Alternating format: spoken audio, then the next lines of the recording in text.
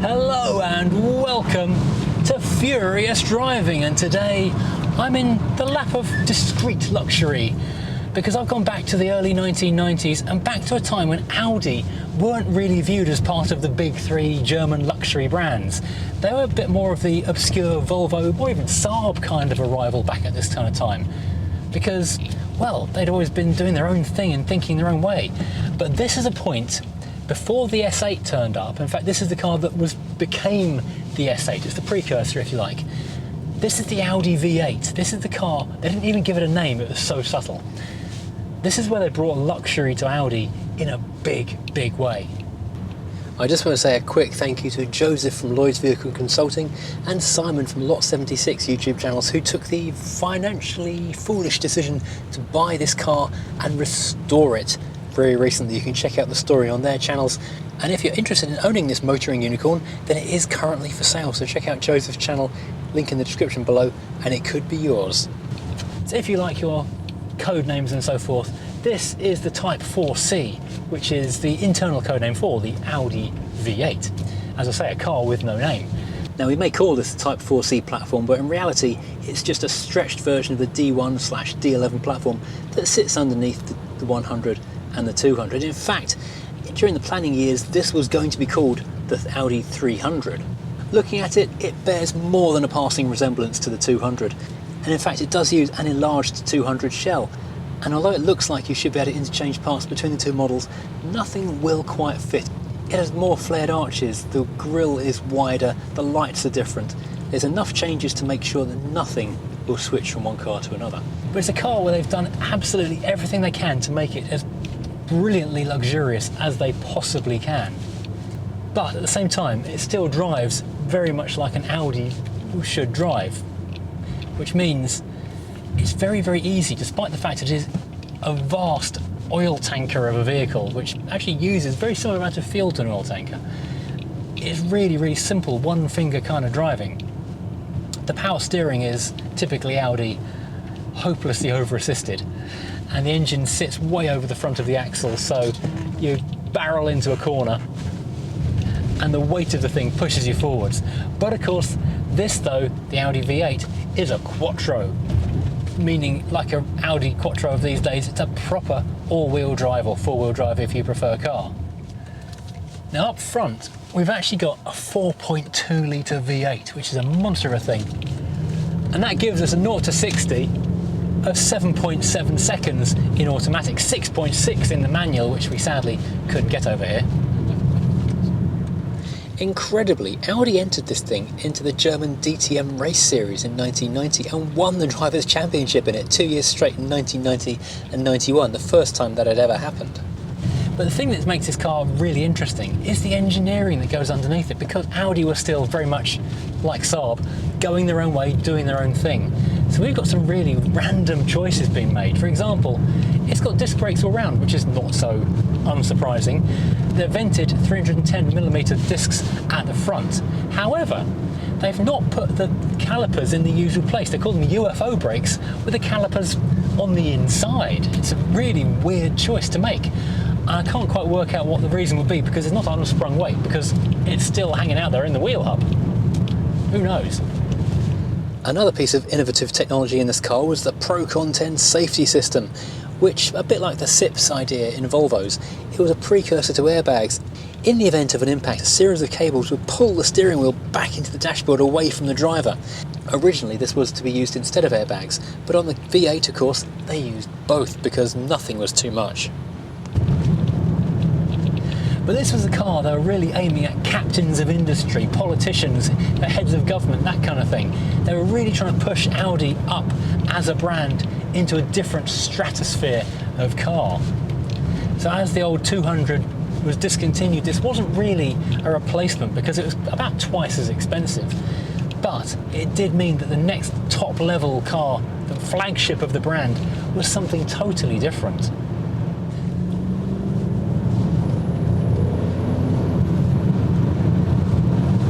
Pickup is remarkable of this thing, and it is totally effortless. I'm not a big fan of automatics, as you know, but this is kind of how an automatic should be, just a wave of torque, and the thing just lifts and flows towards the horizon. And with that long, long wheelbase as well, the car does float over bumps, and it's very, very controlled. It's got typical 1990s tall sidewall tyres, so there's a certain amount of roll and compliance in the ride that comes straight from that in the first place, before you even factor in how the suspension works. So you really can throw this monster of a car around in a way that you wouldn't expect from a car this big. But then it is, well, it's a luxury car, but it's also kind of a sports saloon as well. And of course, being four-wheel drive, or all-wheel drive, I'm not going to get into that argument today, it does mean you can very much go anywhere. If you're the kind of person, or the kind of captain of industry, for example, who happens to go skiing every year, fit a set of winter tyres, and this will take you to the top of any mountain you care to name in, well, pretty high level of luxury. Now, is it a genuine S-Class competitor? Well, the thing is, back in 1993, probably not. It's perhaps a little bit more of your young upstart, tech bro kind of a luxury barge, rather than your old school S-Class buyer kind of luxury barge. But it is still extremely comfortable. They would have enjoyed this kind of button layout on a bit of traditional wood. The modernish kind of climate control system would have appealed to the younger captain of industry, or maybe a lieutenant of industry.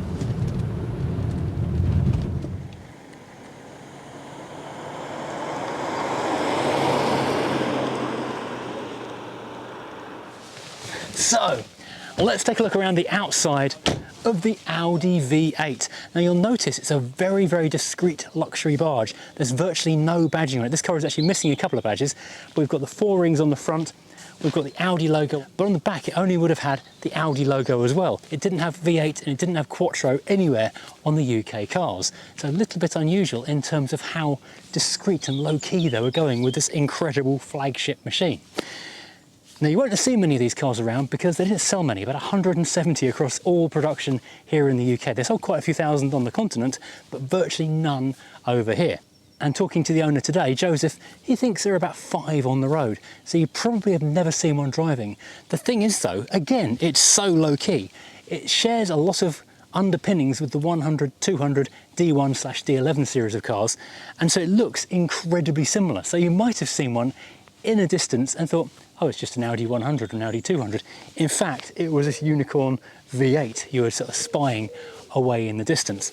But it uses a lot of that same platform, but stretched and enlarged, and a lot of the panels are virtually the same, but not quite the same. So you can't interchange any of the more common parts, making this car even vaguely affordable to run. And to that end, Joseph and Simon, in the time they've had this car, they've had to import a lot of parts from all over Europe to try and keep this thing going. So foreign indicators, Czechoslovakian or Slovakian tail lights, which are all red, so they've had to go down the whole messing around with green light bulbs thing that I've had to do as well. So a lot of messing around. But I guess the thing you want to see, of course, is under the bonnet, because that's where that enormous V8 lives.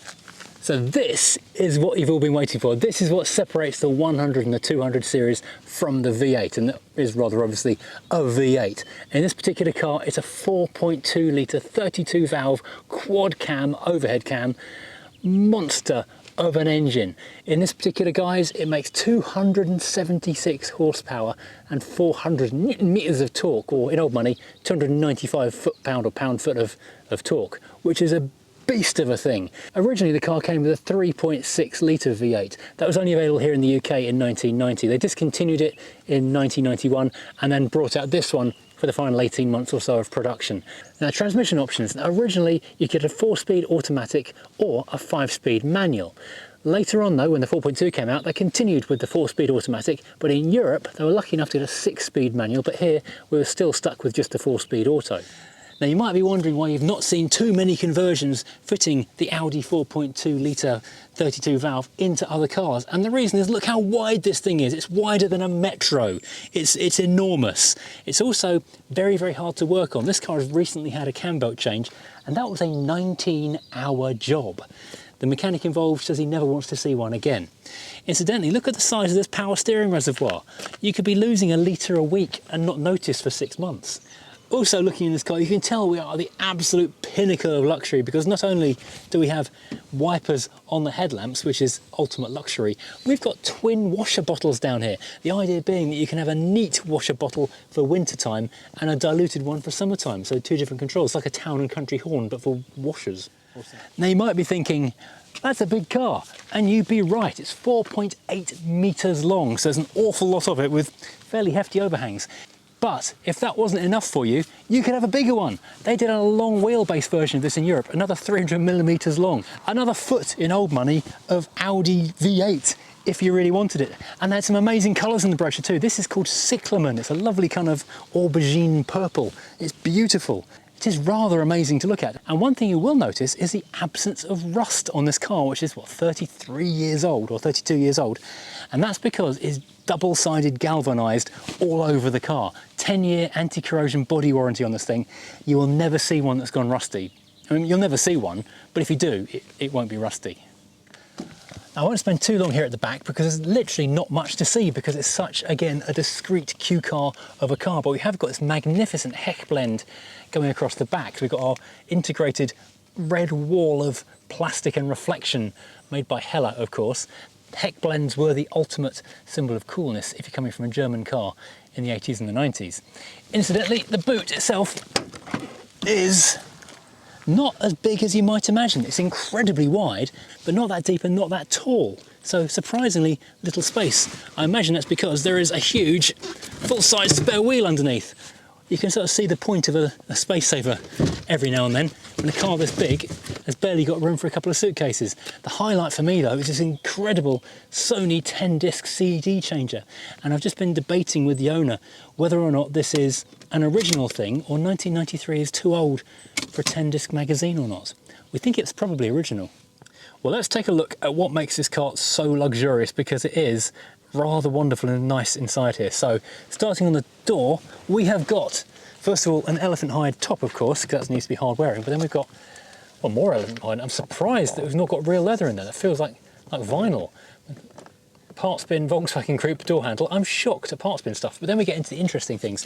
We've got the electric mirrors for both doors, we've got 4 electric windows, we've got 4 memory seat functions, and we've got carpeted door pockets as well. So we have got luxury items, a couple of things hiding the luxury, and some very, very strong luxury, and this lovely, lovely wood. Looks absolutely beautiful. Stepping in, you see we've got the Audi tread plate, just to let you know where you're getting into. And of course, these rather sumptuous leather seats, which of course are memory. It's quite large and square, more armchairish, more boardroom than comfy country house. So a bit of a difference from the Jaguar equivalent. Stepping inside, that wood really does carry on in abundance. So we've got a big, big strip of the stuff all the way across.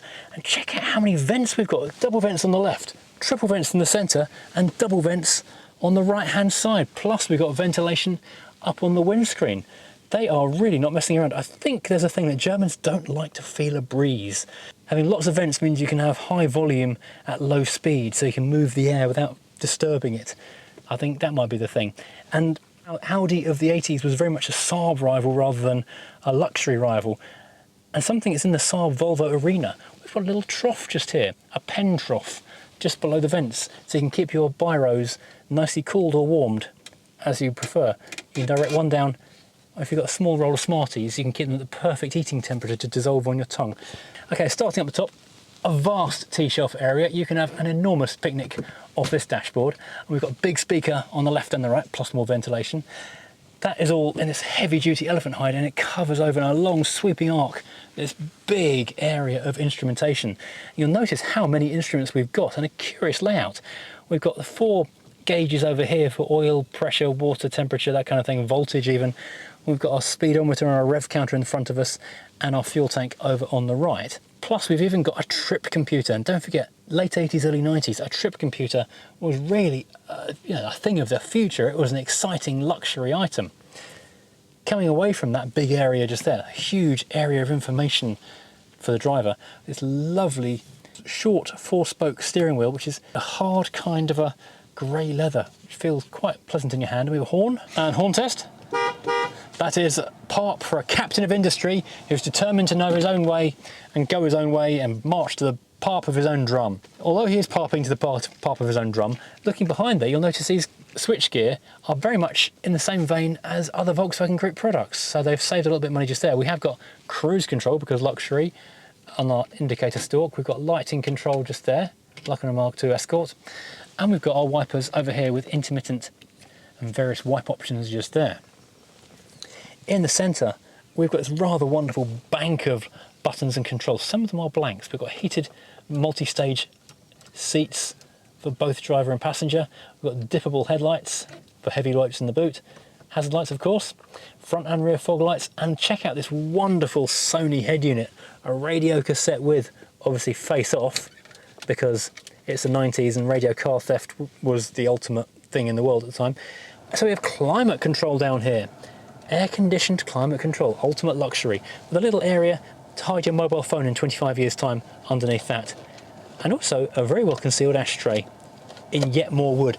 Coming backwards, we have got, because this is a UK car, the 4-speed ZF automatic gearbox selector. And we've got 3 options for our gearbox to work in: sport, economy or manual. Manual handbrake, being automatic, it never gets used, and a small sunglasses area as well. The passenger is treated to an absolutely enormous glove box. And up above, we have got this rather lovely headlining, which has got a big old sunroof. And you'll notice the absolute plethora of courtesy lights. We've got the main courtesy light just there. Each seat has got a courtesy light above it. So we've got 5 courtesy lights in total. That is way too many courtesy lights. We've even got a coat hanger above the driver. And what's the driver going to be doing hanging a coat up when he's driving? Madness, I tell you. So in the back, we have got yet more luxury. We've got more of this lovely wood. We've got this huge ashtray here in the rear door. One thing you haven't got a great deal of, though, is legroom. Surprisingly short on the stuff, considering how big this car actually is. I'm actually pretty much squished in here a wee bit. That's why I guess there is the long wheelbase one. If you're a captain of industry or a significant politician, you would have the long wheelbase version of this. And of course, being the Quattro, there is actually a prop shaft running all the way through there. It's not a front wheel drive malarkey. This is your real deal 4x4. So this car was monumentally expensive. It was a ridiculous risk for Audi to take. I can only assume they're trying to reposition themselves up market. And bear in mind, in the early 90s, this thing cost £48,000. That puts it about £105,000 in today's money. Ridiculous from a company which wasn't regarded in the same view of prestige and luxury as things like Mercedes and BMW were at the time. So to that end, they threw literally everything at it in order to kind of give it a fighting chance of being the most luxurious car they could possibly build. The options list of standard equipment was just insane. Now bear in mind, this does vary depending on the market you're in and the engine that was fitted. But going through this, we've got an anti-theft vehicle alarm system, a driver's frontal airbag, again from 1991, a passenger airbag, 3-point seat belts front and rear, Pro-Con 10 safety system, which is pretty impressive because that was a replacement or a substitute for airbags. They put them both in. Child safety door locks, first aid kit built into the armrest in the rear seats, 2-sided galvanised bodywork, automatic climate control system, electronic cruise control, dual power side mirrors with electrically heated defog, power windows with rear window disable, power central locking system, trip information computer with 6 functions, auto check system with radio function display, expandable storage ski rack, tinted glass, rear window defog, oh that's pretty standard, interior lighting courtesy delay, illuminated vanity mirrors, trunk, engine compartment, glove box lighters and ashtray lights, audio by Bose with an 8-speaker music system, GSM cellular telephone with hands-free feature built into the armrest between the 2 front seats, walnut wood trim and woven wool carpets, power front seats with 4-position driver memory, electrically heatable front and rear seats, although not in this particular one, aerodynamic halogen headlights with wiper washer system, front wipers with intermittent mode and heated windshield washer nozzles, and front and rear fog lights. Now optional, believe it or not, you can option stuff on top of that. You can have electrically heated door lock cylinders, which is my ultimate favourite option on any car I think I've ever come across. Sports seats with extendable thigh support, power operated window roller sunblind, manual operated rear side rollers, and a Webasto fuel burning cabin heater, and you can have a higher grade of leather than this as well. Blimey, that's a lot of stuff to throw at a car.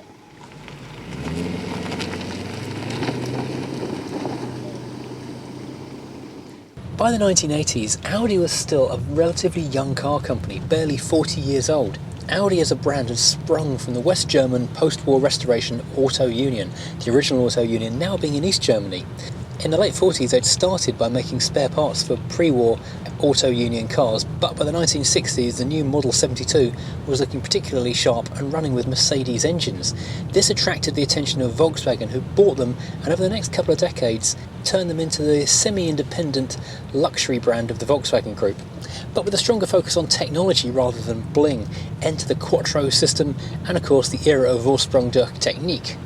The V8 was only in production for 5 years, ending in 1994 after just 22,000 cars had sold worldwide. So not much of a success. Bear in mind they predicted to sell 14,000 a year. However, it did set the stage for the A8 and for Audi's rise to glory. Incidentally, the father of the V8 was none other than Ferdinand Piëch, who later on went on to head another luxury Volkswagen project. Yes, that's right, the Phaeton, which also didn't do very well. Well, thank you for watching. I hope you've enjoyed this ride out in this absolutely epic, fast V8 four-wheel drive barge. This is my kind of luxury motoring. I hope you've enjoyed this as well. If you have, please, as always, hit like and subscribe, and join us again next time driving something completely different.